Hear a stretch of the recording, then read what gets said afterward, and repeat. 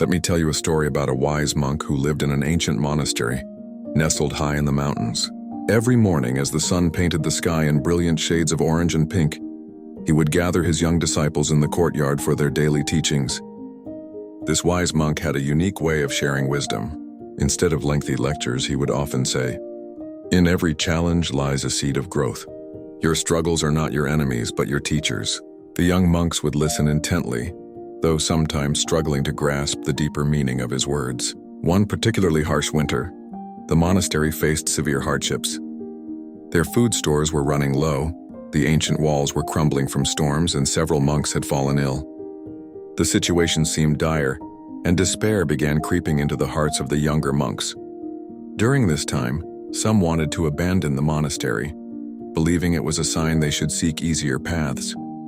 But the wise monk remained calm and gathered them once again. "Remember," he said, "what appears to be our greatest challenge often becomes our greatest teacher." Taking his words to heart, the young monks began to see their situation differently. The food shortage taught them to be resourceful. They discovered edible plants in the mountain forests they had never noticed before.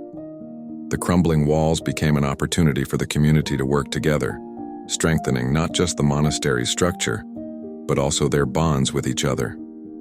Caring for the sick taught them compassion and patience they didn't know they possessed.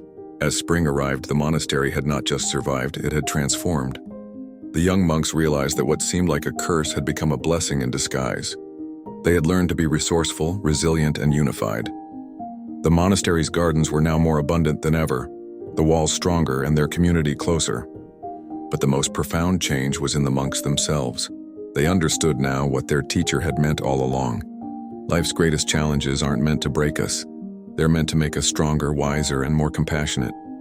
Years later, these monks would share this story with their own disciples, passing on the wisdom that had changed their lives. In every difficulty, there lies an opportunity for growth.